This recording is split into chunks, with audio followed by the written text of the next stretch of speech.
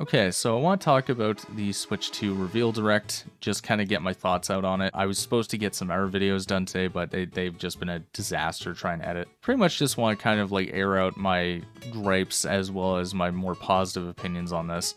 So I think that the games they revealed were a very mixed bag. The new stuff mostly looked good. I didn't really care for the new Hyrule Warriors. I don't really care about the Warriors franchise in general. I've never really been a fan of it. The other kind of interesting one is Kirby Air Ride 2, man. That is crazy. That is absolutely crazy. So it does seem like Nintendo's new thing, because going back to Metroid Dread, is just kind of like bringing games out of hibernation, which is really nice. Like, don't get me wrong, I'm all for that. It's just kind of a shame so far it's happened to franchises I don't really care about, but I guess for the people that do care about them, that's pretty great. The other thing I want to talk about is the Donkey Kong game, because I don't like Donkey Kong games. I've never liked any of the Donkey Kong games. I didn't like the new Donkey Kong Country or whatever it was. I think it was like Donkey Kong Country Returns. I didn't really care for the SNES games that much. I might replay them, just see if I have more positive opinions now that I'm older. But I'm not somebody who likes Donkey Kong, typically. That game looked fantastic. That Donkey Kong game looked so good. I can't even put into words. It looked so fun. Like, it looked fluent. It looked enjoyable. It looked like a good time. I love Donkey Kong's redesign. It kind of calls back to Donkey Kong Jr. and like the older era of Donkey Kong. It looks good. It looks really, really good, which coming from somebody who is not a Donkey Kong fan is probably a big thumbs up. Metroid Prime 4 still looks a little rough. You can definitely tell that it's Prime 3 assets that have been upscaled, and obviously considering that Prime 4 had to be rebuilt from the ground up halfway through development, I am not shocked. I'm not even remotely surprised. Does not shock me in the slightest. Next, we need to talk about Bloodborne at home. So I know there's a lot of confusion going around right now. Like, is this Bloodborne 2? All that stuff. It definitely is. It's just that Nintendo obviously can't call Bloodborne because the copyright stuff with Sony. It can't happen. Not legally without a massive lawsuit. But what I find really interesting with this is that it looks like it has more of a focus on multiplayer. When I was re-examining the footage, I was looking through it again, because honestly, with this being like the only thing I really am excited for from this direct, it was the thing that I've examined quite a few times. It really looks like they're going the, what is it called? Elden Ring Night Rain? That's like the multiplayer game that they're working on. Like the co-op one. That's what this seems to kind of borrow elements from what I've seen of it, from what I've looked at it. And I could be wrong, maybe it's just the way I interpreted the trailer, but that seems to be what this is. Now, I want to steer away from games, I want to talk about the console itself. So, the 120 FPS thing that a lot of people point out is very interesting, because they say up to 120 FPS. The problem with that terminology is it means that's like the maximum the console can output. It doesn't mean that that's what the console is going to output. We should also talk about the price point. I've seen some people criticize the price point and say it's way too high. I would normally agree. However, if this thing truly is what they're advertising it as and what they're marketing it as, I can't help but agree that the price point is actually extremely fair. If this thing is a PS4 Pro or a PS5 portable, or even just as a Nintendo console, I really don't mind paying $700 Canadian for it. I'm sorry, as long as the games are good and it runs well and all that other good stuff, I really have nothing bad to say about the price tag on this one. I've talked about my point with price tags in the past when it comes to consoles. I think this is pretty fair. The other thing I want to talk about is the mouse peripheral. I have seen so many people memeing on this. Actually, there's one other thing I want to talk about. We'll get to that after. It does give me Virtual Boy vibes in the worst possible way, I will admit. I was talking to a friend after the direct, and she said, this thing reminds me of the Virtual Boy. And I can't lie, yeah, the mouse peripheral is a little... I feel like this is one of those things that Nintendo puts out as like, oh, this is like the future of the console. And then it ends up in this weird situation where like 5 games use it, and then it gets ditched halfway through the lifespan. It's kind of like the Wii motion controls, where I think like after year 3 of the Wii, the only game that came out that used the motion controls was like Skyward Sword, and it was pretty poorly received for it. I feel like that's going to be the thing with this. It's going to be a case of like, so we have this mouse peripheral, great. We're not really going to use it for anything outside of like a couple gimmicky games at the launch. The other thing to mention and to kind of like talk about is I do think that the weird Nintendo chat Discord feature, whatever it is a terrible, terrible idea. I get that they're trying to, like, it's supposed to be like a parent-child safe version of Discord just for Nintendo, but Nintendo should have just worked something out with Discord instead and just had like built-in Discord instead of this weird 5 FPS like Skype feature that no one's gonna use. Again, everyone's just gonna use Discord on their PCs and phones. No one's gonna use this. I mean, it's cool that they have the gimmick of like, oh, you can see yourself in Mario Party. That's fine. I think that's kind of fun.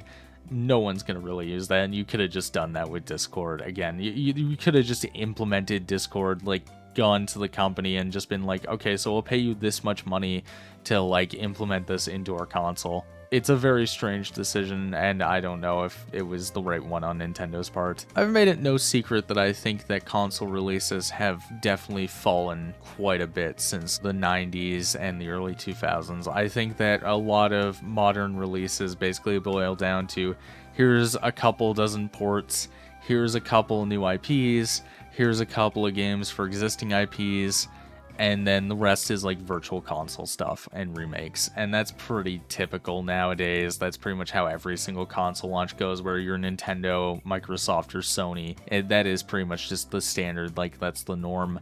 And it's not great. I'm not gonna lie, I think it's kind of awful. I think it's not a good state that we're in as a society, that this is like the standard for console launches. I will state though that I think like the Switch 2 was not super egregious with that. I think that like, yeah, obviously no one's gonna really care about like Cyberpunk on the Switch. Elden Ring maybe, just because it's like you can play it portably. I would say that this is a pretty standardized launch. It's nothing to really be upset about. And to the people who are like really underwhelmed, like I kind of am, you have to remember like this is year 1 of the Switch 2. Year 2 is when a lot of games drop on consoles. Like year 2 is when like you get stuff like Smash Bros and a new Fire Emblem, and you get stuff like, you know, a mainline Zelda or like a really big Mario game. Like it's not very common, especially nowadays, to get like all the crazy stuff in year 1. So I wouldn't, it didn't surprise me in the slightest. It wasn't something I was like, oh my god, I can't believe that this is like a kind of underwhelming launch and like this, that. It's year 1. It's fine. It's expected. If it doesn't get better in year 2 and 3, then we can be concerned and start panicking in the streets. But until then, just wait. Just give it a minute. The last thing I want to talk about is the announcement of GameCube on NSO. And why I want to talk about this is the first time in 20 years that Path of Radiance has seen any sort of official re-release. In fact, it's the only time in the history of Fire Emblem 9 that it's seen a re-release. And I'm gonna be honest, I don't care about NSO. I really don't. I emulate everything, and the things I don't emulate, I own. Like, for example, I still own my copy of Path of Radiance on my GameCube. Here's the thing, though. This is a way for a brand new generation of players to experience one of the best games ever made. That's pretty much how I view this. It's, if this gets even one person into Fire Emblem, even one person into making Fire Emblem 9 their favorite game, if it does any of that, that's a win to me, because I love that game to death. It is my favorite game of all time. It's tied with FE4 for like my absolute favorite game, because it's just, it's everything I love about Fire Emblem. It's everything I love about RPGs. It's everything I love about like old school Nintendo, and it's all wrapped into one little thing. And to see a new generation get to experience that to me is huge. Like, that is such a big deal to me, that like someone might find FE9 is their favorite game. And that's, if that's what this does, then I'm fine with it. And it's a great thing. Like, look, somebody being able to spend, like, because let's say that, you know, they spend like $50 on like NSO, right? Because it's like the price tag, at least in Canada, it's the price tag. I don't know about the US and everywhere else, but let's say they spend $50, they play Path of Radiance. $50 is a lot cheaper than buying Path of Radiance on eBay or Kijiji or Craigslist or anywhere else you would buy something online these days. Hate to break it to you, the cost of Path of Radiance is pretty goddamn expensive. I don't know if you've seen the price of that game lately, but it would probably cost you less to go out and buy a PS5 at full price, like off the shelf right now, than it would to like cost. It's insane.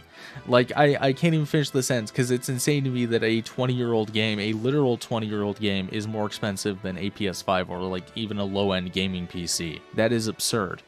And like the fact that people can now play that, like it's more accessible than ever before, is so big. And that's what NSO needs to be. And this is what I've been criticizing about NSO for years at this point. There's 3 big problems I take with NSO, and it's always been these 3. 1, it's overpriced for the content it's getting. If we get GameCube and they don't hike up the price, then that's a big win. And that actually may put it up to some sort of level of value where it feels fair for once, because it's never felt right. That price tag has always been too high. The second thing I want to state with this is the other big issue I've had with NSO is the way they release things on NSO. It needs to be way more streamlined than like, here you go, here's a batch of games every like 4 months. No. Do what Sony does with their PlayStation catalog, release something every month, like 2 games, 3 games every month, and just keep moving from there. Don't give us this weird, like, here you go, here's like 5 games at once, and now you're gonna go for a drought for like 7 months. That's not fun. Nobody likes that. Give us a constant stream of new games. And the third and final criticism that it addresses, well, this is pretty much the only thing it addresses other than the cost. I mean, obviously, the whole availability thing of Switch Online is still a very real issue and continues to be a real issue. But the third issue I have is, this is what Switch Online should be for, is making sure that games that have fallen into obscurity land into the hands of players again. Custom Robo, never been re-released. Path of Radiance, never been re-released until now. Sunshine only got re-released with 3D All-Stars, and that was for a very limited time.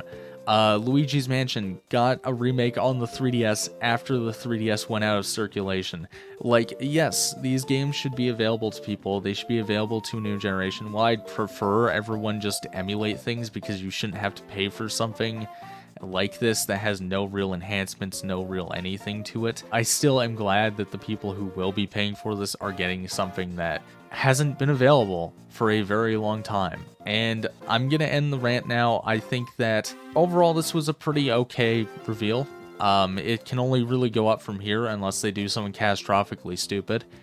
And I really don't think anything is that bad with this. I think that people have been very over the top with their reactions. I think that, like, you've got people going like, oh, this is the worst reveal Nintendo has ever done, or this is the best thing since sliced bread. No, it's a fine reveal, and it's gonna get better. That's pretty much the standard through line that I got from this. It's that, like, look, this is a stable launch. Not the best launch I've ever seen, but stable.